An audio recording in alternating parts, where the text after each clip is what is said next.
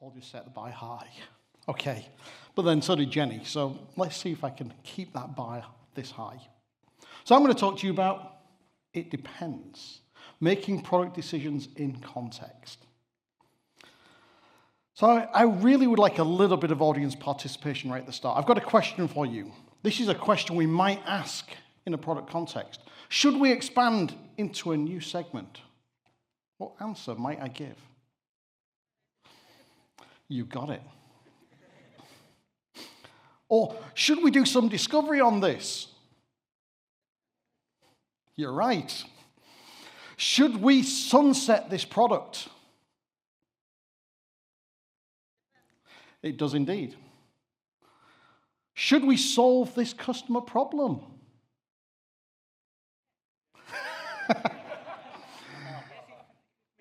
I'd say it depends, but we'll come back to what it depends on later. Can we add this feature to win this deal? No! Well, maybe. It depends. And we're going to come to that. Absolutely. There are so many things it depends on. That phrase is covering, we need to understand the context. We need to understand why we are making this decision and what feeds into it. So really, when we answer most product questions, there are two answers. It depends or no. If you're a product manager, that is your list of answers that you can choose from, A or B. Nothing else counts, at least on the first asking of the question.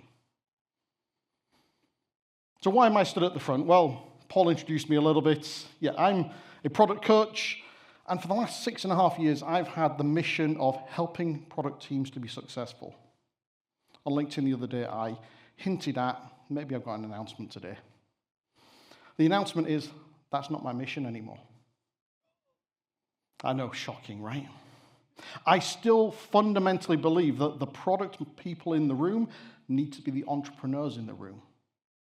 So entrepreneurial product teams, which is my extension of Marty Kagan's empowered teams, I still believe in it. It's a foundational thing. It's a practice, though, more than a principle for me. My new mission is helping product leaders to think clearly, make strong decisions, and take powerful action that drives high impact outcomes. And you can see I haven't quite rehearsed that enough yet. It kind of breaks down those three key areas. Thinking clearly, I'm a coach. And when I'm coaching people, I am helping them think better. That is fundamentally my role. I'm not making the decisions, I'm not advising them, I'm helping them get to a clarity. And that clarity helps them make better decisions. But if you just make a decision and don't do anything about it, it's a waste of time. So you've got to take action. And hopefully, in that whole outcomes versus output mindset, they're going to drive some high impact outcomes. That's the goal. And to do that, I'm writing a book, as I mentioned briefly earlier. This is not the real cover. This is the ChatGPT, DALL-E generated first idea to give me something to show. I know it is terrible, but it will evolve. I have my designer working on it right now. If anyone would like to join my early reader audience and group to give feedback on it, please do sign up through that QR code. I promise that's the only selling I'll do from this stage. Product decisions are hard. There's no two ways about it. We can't just make them willy-nilly. And a fundamental reason for that is you've probably never been taught how to make decisions. This is one of the things I disagree with Jenny on from earlier. She said, you probably have the technical skills to make the decisions. I would change that to you have the technical skills to inform the decisions, but not to make them. We trust that people know how to make decisions because they make them all day long in their normal lives. But no one's really thought about how they make those decisions. They've just bumbled along. And were they good decisions? Have you ever actually analyzed whether those decisions you made were any good? whether they're getting you to good, high-impact outcomes, I can almost guarantee the answer is no. Because people don't think about it.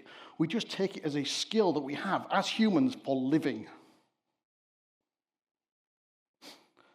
So I've identified that really there are 3 key stages to decision making. Number 1, getting to the decision. Annie Jukes is probably the only other person I know who talks about decision making right now, thinking in bets. And she talks about discover, discuss, and decide. Discover and discuss, to me, are part of getting to a decision.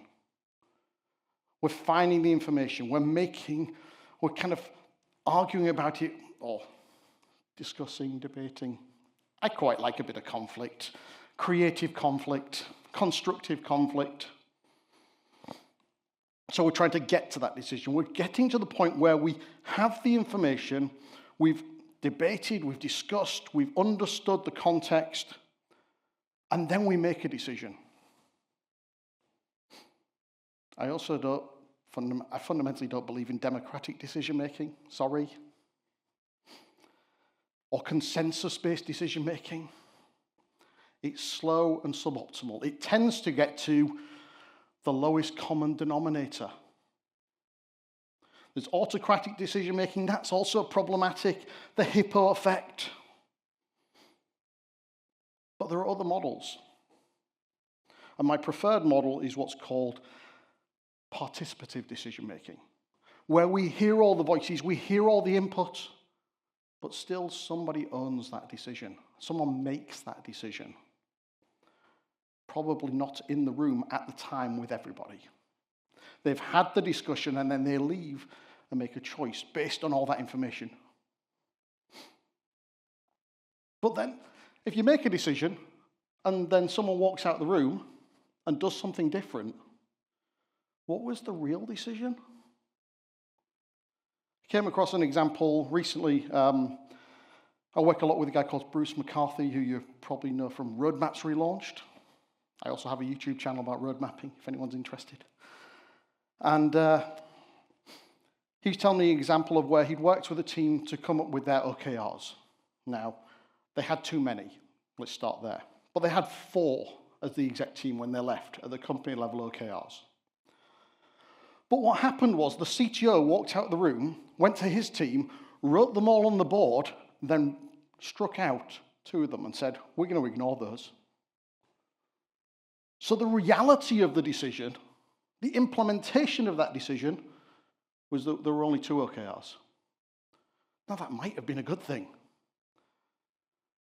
But the decision was supposed to have been made as that group, when the reality is it was made with someone's feet in the way that they took things. So in each of those 3 areas, I've got a draft list of 12 principles, 4 in each. I'm going to expose you to 3 of them in the room today. I decided 12 was too many.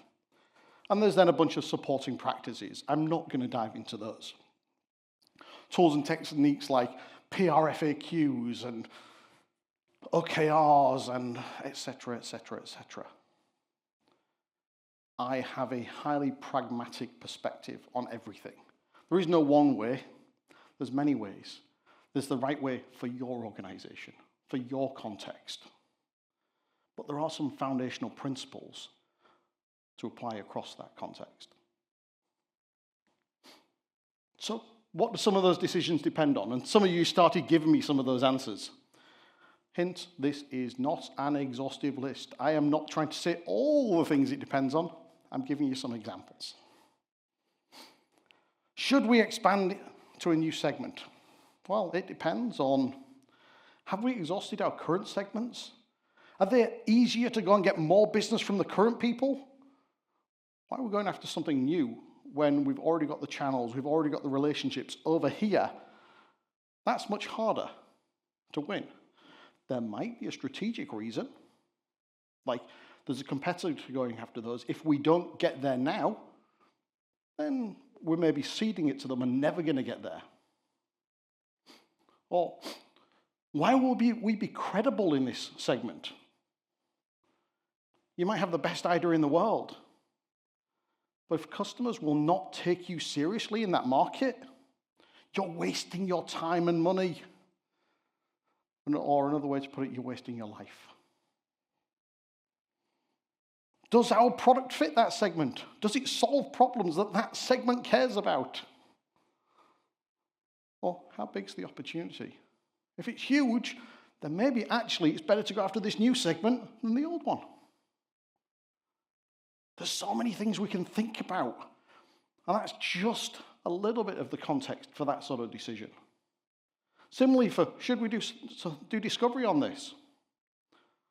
What do we already know? We don't need to rediscover things we already know. Now, you might argue that things we know is already out of date, so we need to refresh it or just reconfirm it. But if we've got a high degree of confidence and certainty around something, we don't need to do discovery just for the sake of discovery, to be doing product right. That's product theatre. And it slows us down.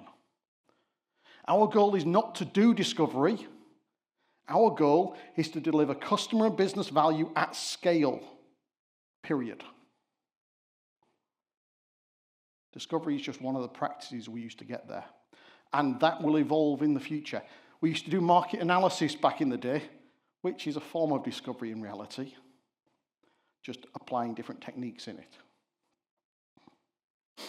What's the risk? As product managers, you are fundamentally risk managers. If you didn't realize that, take that one away as a key learning point. Discovery is product management's language for risk management. So much so, I think I was on a stage at Mind the Product last year, a panel, and one of the people on the panel with me, Georgie Smallwood, said they had changed the language. They no longer talked about discovery because discovery was a bad word in their company. They talked about due diligence. Because they were a largely business-oriented company, and in this business, they did a lot of mergers and acquisitions, and due diligence was their language for risk. By changing it to, we're doing the due diligence on this problem and this solution, boom, everyone got why they did it and the value of it. Do we have capacity? Nothing lives in isolation. Do we have the time to do discovery on that thing versus the commitments we've made as a team? What else would we not be able to do? That's the opposite of that conversation. Do we have to drop something else instead? Do we not do discovery on something else that we think is important? We're making trade-offs, choices, decisions constantly. Should we sunset this product? Where's it in its life cycle? Have we just introduced it? It's not very profitable right now. Well, we didn't expect it to be. Or is it on the tail end of its life cycle? Yes, maybe we should sunset it.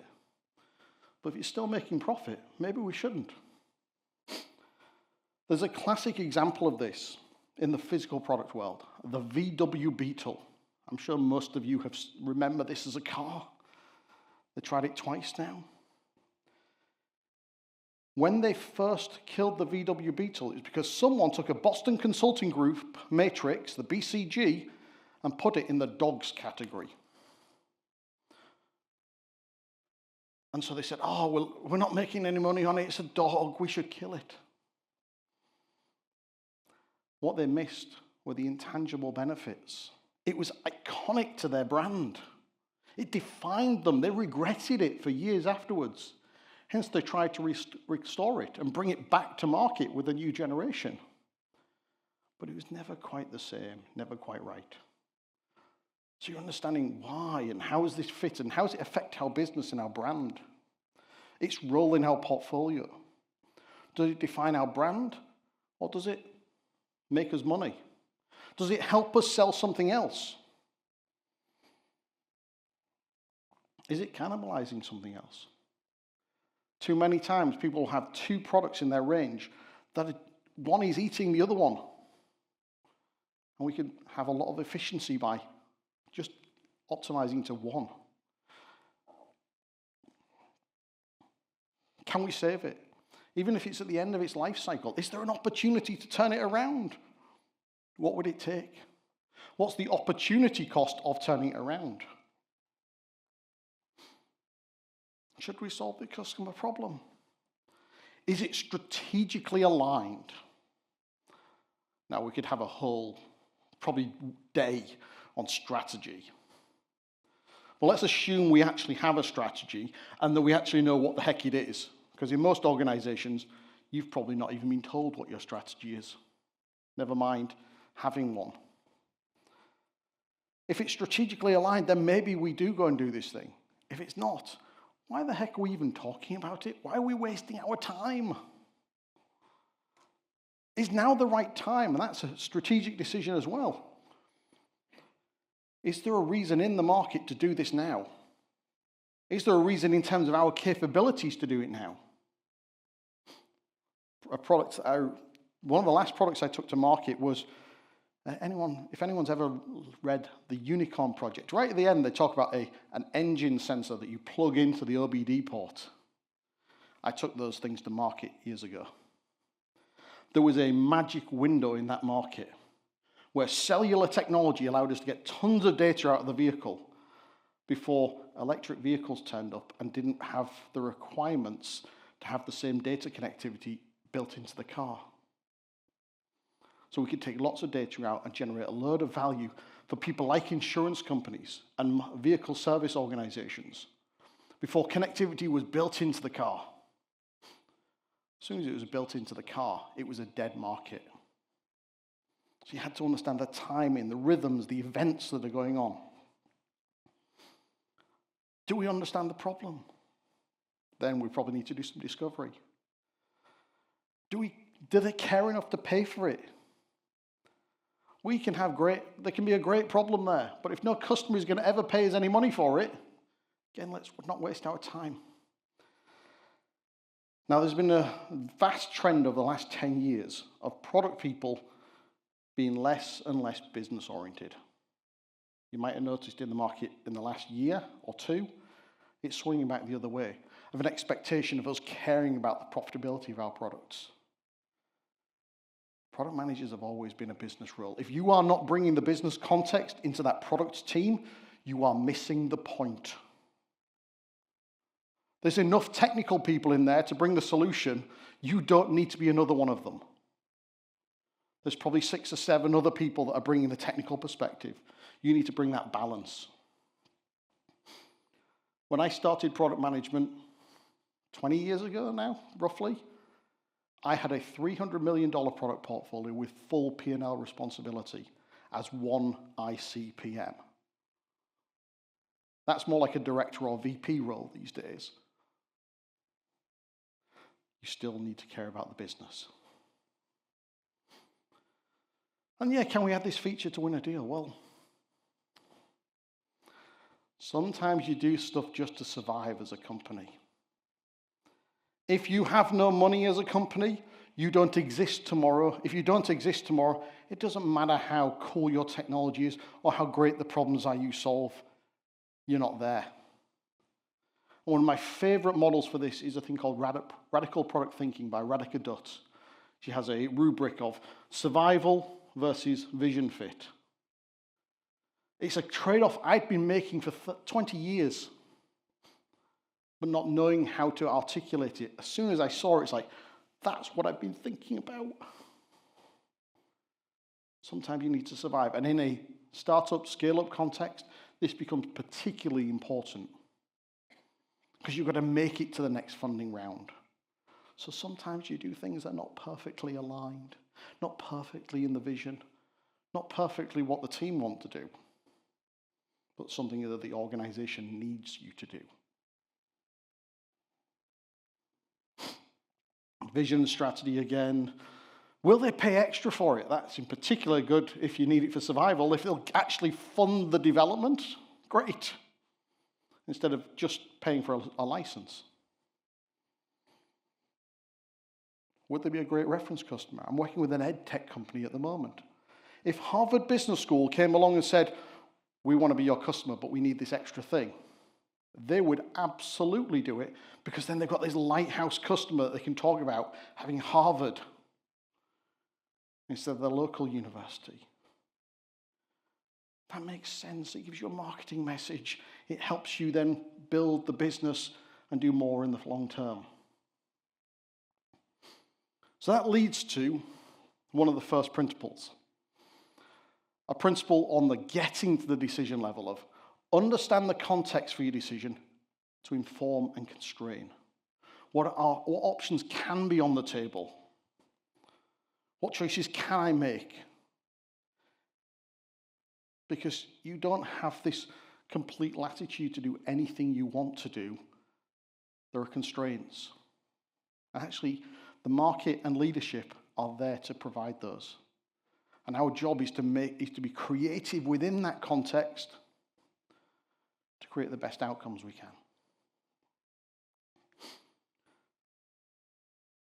And then we've got an interesting question of how reversible is that decision? If I decide something today, right now, can I go back and change it? It's Amazon's so-called one-way or two-way doors. A one-way door is something if once I've gone through, I can't go back. A two-way door is if I decide to change direction, I can walk back through the door and change it. I think it's overly simplistic. A one-way door, for example, they define as decisions that are consequential, nearly irreversible, should be made methodically, carefully, slowly, with great deliberation and consultation.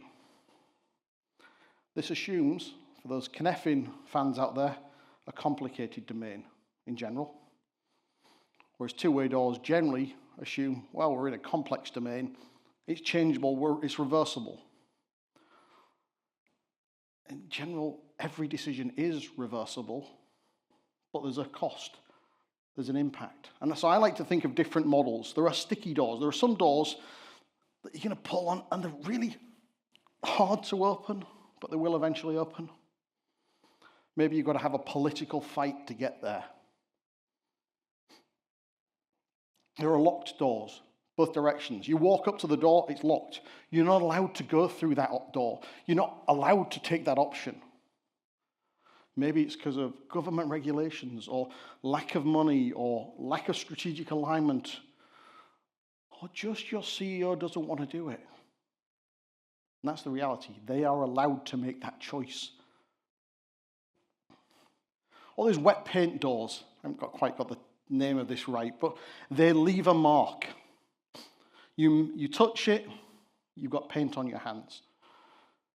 And everyone remembers that you made that decision, whether it went well or badly. So it leaves a political stain. Like down the line, that decision didn't quite work out. You were the one who made that choice. Right. Next time, we're going to check your decision a bit more thoroughly. You've got to change your behavior, and we're going to get more involved. It impacts the trust that you experience. So you've got to think about, not simplistically about one-way or two-way doors, but what's the cost? Because most doors are in the middle. There's a cost or an impact to reverse them. So that leads to one of the principles on the implementing the decision. Change your decision if needed, but understand the impact. Make it a conscious choice to change decision and accept those consequences.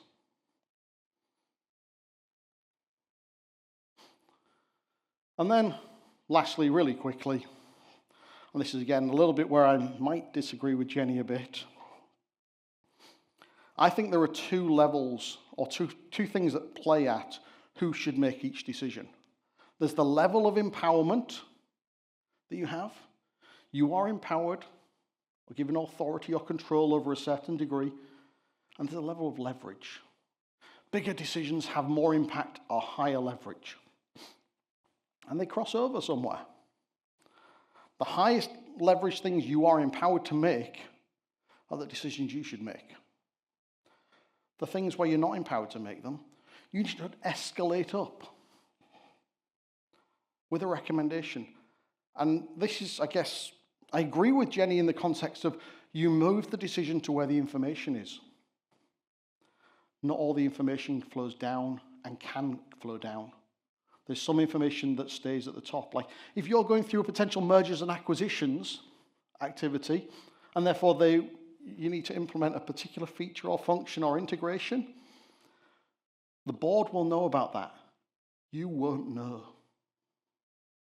And so decisions happening further up is a natural consequence of the ability to share some information. Not everything can be shared. That's just the reality of business. And so accepting that, instead of getting hung up on, they're not empowering me to do everything. And by the way, empowerment is not the same as autonomy. If you read Mike Kagan's work, in some of his early writing, he talks about autonomy and empowerment as almost the same thing. These days, he very much talks about you are empowered to solve a problem. Leadership decides which problems to solve.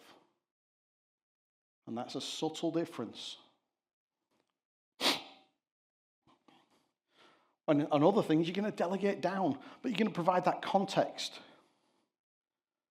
And I guess I'm going round in my head after Jenny's session of where does intent come in there? Maybe it's just above the decisions I absolutely can make. Maybe it's towards the recommendation, but it's a step below there. It's like, I'm intending to do this. Tell me if I'm wrong. And that's almost trying to stretch your zone of empowerment, which is also something I love. Like, I would rather ask for forgiveness than for approval, and I've done that for many years. And usually you can grow that level of empowerment quite quickly and quite easily by doing that. But just understand that if you are stretching it, you might get some pushback. So that leads to the third principle I'll express today, which is make the highest leverage decisions you're empowered to make.